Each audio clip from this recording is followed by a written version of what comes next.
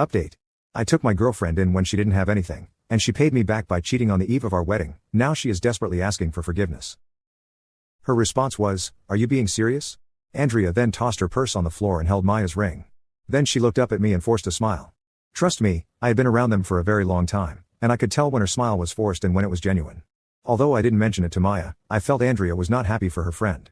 In the past, I noticed Andrea was always awfully nice to me. Once we three were hanging out in our apartment while Maya went inside the kitchen to prepare some quick snacks. Andrea hinted to me that Maya was not who I thought she was. I understood what she meant, but I played dumb. I asked her what did she mean. Andrea said that I would figure it out eventually. She was drunk, besides she did not pass a direct message, and I could not conclude based on that. In no time, we started planning our wedding. Maya wanted a big fat wedding, the kind she would invite all her friends, family, and frenemies. But that was not what I wanted. First, it was significantly above my budget since she would not be contributing a penny to it. Second, I believed there was life after a wedding. I loved kids, and I wanted us to have a child almost immediately, and that meant we'd need to rent a bigger apartment and take care of other things. Although Maya had all the reasons to want a big wedding, I still kicked against it. She mentioned something about having the perfect expensive wedding, but we both knew it was impossible. Surprisingly, Maya got a job a couple of months before our wedding. I told her I could not afford to buy the brand of wedding gown she needed and pay for her bridesmaids' dresses. So, she figured it was better to get a job and handle most of her bills instead of bugging me. Her wise decision impressed me, and I hoped she would keep up with her career after we married. Also, I expected she would contribute to our wedding plans with her new job in the picture, but she didn't. Everything she earned was channeled to her gown, shoes, accessories, and everything her bridesmaids needed.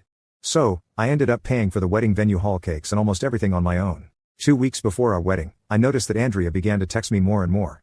She'd text me in the morning to ask if I slept well, and she'd text me as she went shopping with Maya. In fact, it was a long list of reasons to text me. But whenever we met or she came to our house to help Maya with something, she would remain calm so Maya would not suspect anything was off between us. At one point, I had to tell Andrea to stop calling and texting me because it was getting out of hand.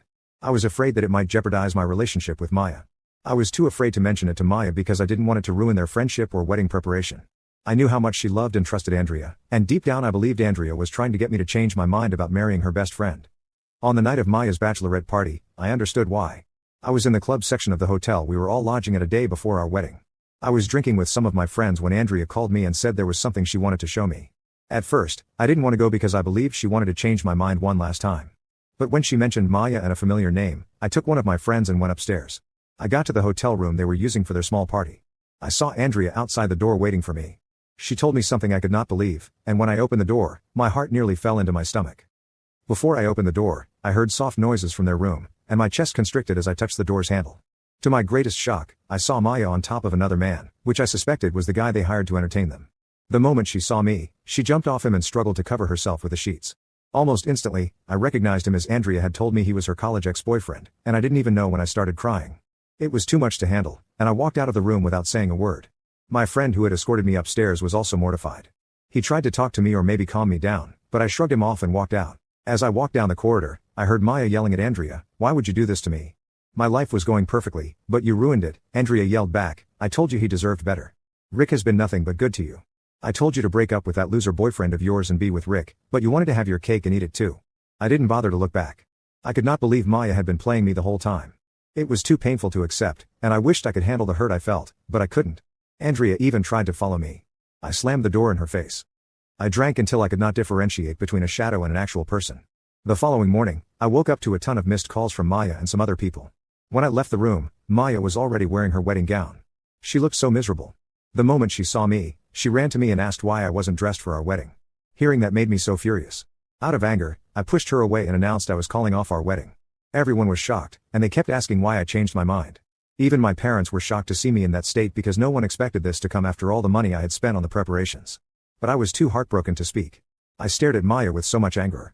I went back into my room and locked myself from inside. I could hear my parents and some of our friends asking Maya about the reason behind my decision, but she didn't respond. She just pretended to faint, and a couple of people caught her before her body touched the floor. After cleaning up from the previous night, I left the hotel room with a few belongings I had taken there. I switched off my phone after I dropped an apology message on my friend's WhatsApp group chat and switched off my phone. Please don't blame me. I didn't know how else to react.